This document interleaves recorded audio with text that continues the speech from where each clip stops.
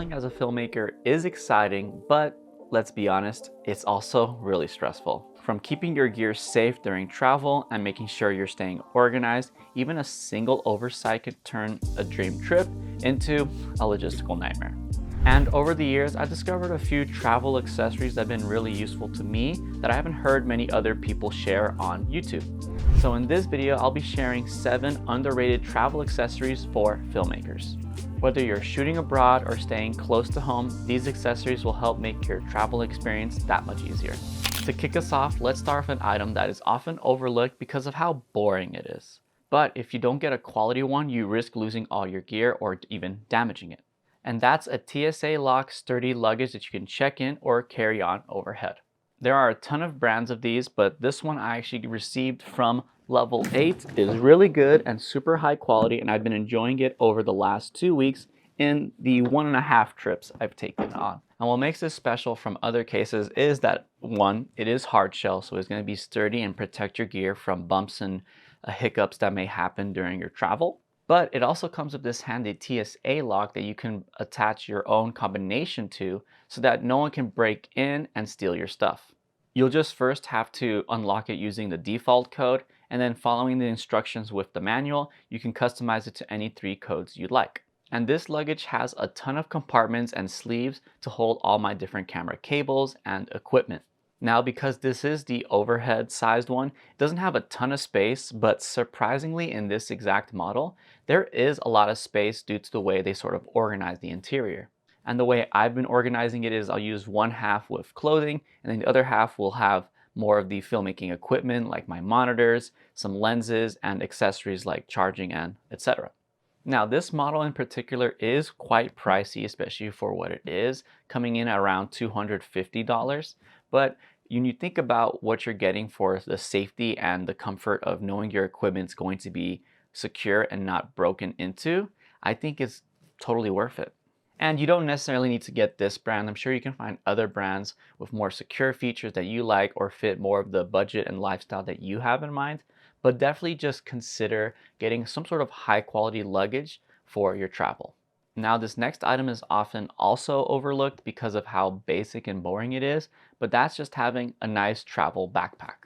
The one I have here is actually from Brevity, and I absolutely love this one. I've been using it for I think just over a year now, surprisingly, and it's super comfortable, and it has a ton of little pockets and features that make it really nice for storing my camera equipment. Much like other camera bags, the main compartment is completely customizable with these dividers that you can set to basically create the grid that you'd like for your setup. So right now with my current setup, it actually packs my R5 Mark II with the lens attached, my Rode Wireless Pro setups, which are those 2 little boxes, and then actually I just got this new product, which I'll talk about in the future, which is this case for charging my batteries for my Canon camera. And then on the outside zipper is where I put all my accessories like my ND filters, my charging case, and some charging cables and those bricks for them. And then of course it comes with a laptop sleeve, which is what I use for my MacBook when I do travel with it, which I often am because I can edit on the go. And then the top compartment, I just put a few bonus accessories. Sometimes it's a cleaning kit, sometimes it's the strap for the camera. And this backpack has a handy little secret compartment that is actually perfectly sized for your passport. So this is an easy way to travel with it and have it on hand when you do need to present it at TSA. The only drawback with this particular camera bag that I have is that I wish it had a waist strap because that helps disperse the weight more evenly when you are carrying it. But no matter the case, you want to make sure you get a backpack that can hold all the equipment you need, is comfortable to wear, and has some sort of theft-proofed built in. With the Brevity backpacks, they actually do have an anti-theft zipper sort of design where you sort of slide them into this sleeve, and it'll prevent someone from just randomly coming by and quickly unzipping your backpack, which I also find super useful and super unique, something that I haven't seen with many other backpacks. All right, onto this next accessory, which often gets overlooked, and that's having some sort of high power delivery wall port with a bunch of USB-A or USB-C connections. The one I currently use is about 160 watt delivery and has 4 USB-C connections with 1 USB-A connection. As a filmmaker, we have a ton of devices that need to be charged. And if you have just one of those single USB-C bricks, you can only charge one device at a time. So you might want to get one that has 2 to 4 ports. But then the issue you run into with that is that you want to make sure that the brick actually can deliver enough power for all those ports. Most of the cheap ones from Amazon are going to be like 20 watt to 40 watt bricks, charging bricks. And so instead, what I'd recommend is going to 100 to 200 watt bricks. The one I use, I believe, is 160 watts, and that one works wonders. The top port has obviously the most power delivery, which is what I'll use for my laptop. But then the other three are more similar, and sincerely, I just use all ports usually when I'm on a travel shoot because I'm charging a bunch of different things like our lights, our cameras, camera batteries, sometimes my phone and my laptop as well.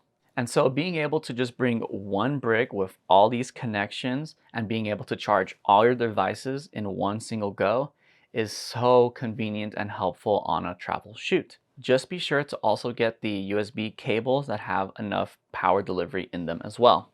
This is another common misstep that people have when buying USB-C cables, is that not all USB-C cables are created equal. Some can only transfer data and some can only transfer power. Some do both but then have diminished abilities in both. And then some are like the premium cables I like to buy, which have high power delivery and high data transfer. I'll link the ones that I use personally in the description box below, but I'm sure you can find better ones, and some of these are probably overkill for most people, but definitely just do your research before and make sure that you get one that's going to be compatible with the devices you use. Alright, let's stick onto this theme of power with this next accessory, which is some sort of portable power bank. And currently I actually use the SmallRig V-mount battery, but it's the 99 watt hour version so that allows me to travel with it when I go on a plane. But sincerely, any battery bank will do as long as you can travel with it. But the reason I like the V-mount battery version is that one, it does double as a V-mount battery, so I can use it on set if I need to. And two, it comes with a decent amount of port variety, so I can connect a few different devices to it to charge.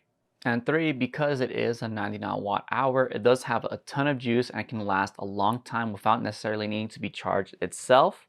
And that can be a time saver when you're traveling. But if you need more ports or different ports from what the V-mount battery from SmallRig provides, then definitely look into some other ones. And that's something I want to do for myself later on. But I can't tell you how many times having some sort of external battery brick has been to keeping my cameras alive, sometimes some of my accessories like lights, and then of course for my laptop. Because I do like to edit on the go, and sometimes the airport doesn't have the plug, or there's just no power sources available near me. So having this power bank has been super useful and super convenient, and something that I think should be used or considered in your travel filmmaking kit. And let's finally round off this theme of power with this next accessory, which is just a power strip. Once again, not the sexiest accessory, but it can be super vital on set, especially when you're not exactly sure what ports are going to be nearby. So by having this long extension cord with a bunch of plugins, you can easily make a plug more accessible to you and to your setup. And not only will the power strip come in useful on set, but if you're back at home, once again talking about charging all of our devices, you can plug in a bunch of different bricks and devices directly to one extension cord and not really worry about where everything is, having to plug into different ports across the room. And the cool thing about this power strip I got is it actually has some extra ports that are directly for USB-A and USB-C. So I can also help other people on set charge their devices or plug in my laptop directly to the power strip without necessarily needing the power brick. And you'll want to make sure you get a decently long one. I think I got only 6 feet and I sort of regret it. I think I would go for something closer to like 10 feet just so I have some more flexibility and range for those situations on set. And last note here is I would definitely check and make sure it has surge protection, because if anything were to happen and a surge were to come by, you're not going to damage your devices that are plugged in. Alright, now let's cover this next piece of equipment that actually does get brought up in filmmaking circles, but not necessarily when talking about travel. And that's actually a SSD. Now SSD just stands for solid state drive, but all it is a portable hard drive. But what makes it different from a hard drive is where a hard drive is a physical part that has a spinning disk inside of it and typically reads and writes much slower. A SSD, as you can see, is typically much smaller, is digital, and doesn't have any moving parts inside of it, and reads and writes much faster. But then the drawback here is that SSDs are significantly more expensive per terabyte than something like a hard drive. But when we're talking about travel, we don't want to have a hard drive in the first place because it is prone to damage and breaking and all these bumps and jumps in the road. And so you'd risk actually losing all the footage you capture if you store it on a hard drive and take it with you for travel. Versus something like this SSD, you can take this to travel. It can take a decent beating depending on the brand you have. I know the SanDisk one does really well, and I know Samsung, I think, also has a very good, very reliable and popular SSD model.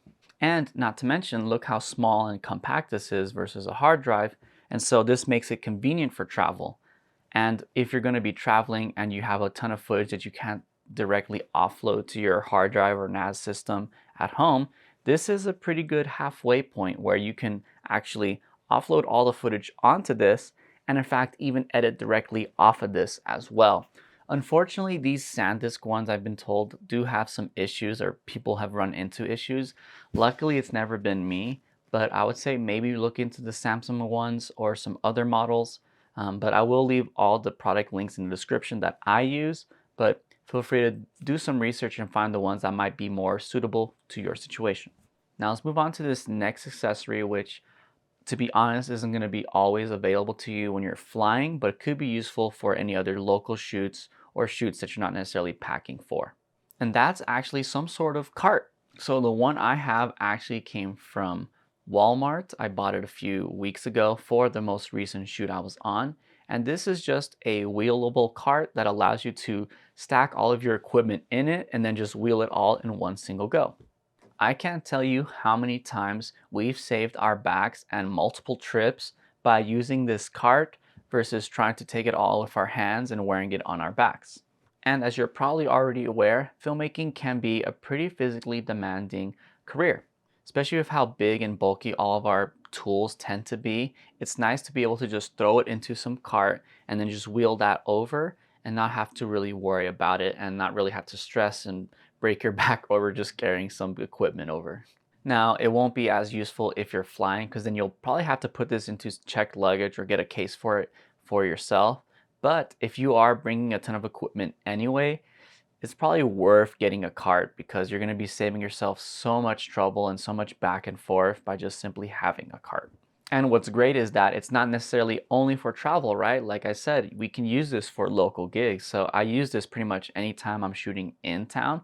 I'll carry this cart with me just so I can help make traveling with all my accessories and gear that much easier and that much more convenient. Definitely make sure you get one that's foldable though and is still pretty sturdy, that has a high weight load capacity. This one I believe is like 150 pounds capacity and is very foldable and nice and compact. So it could be useful for a travel shoot, but I'll have to report back on that another time. So if you're curious of how I'm able to land travel gigs as a filmmaker, then you can check out my video tutorial on that here. Are there any other pieces of equipment you recommend for travel that I didn't mention? Leave them in the comment section down below so we can all learn from each other. I want to thank you so much for watching all the way until the end. I appreciate every single one of you who do, and I'll see you in the next video. Peace.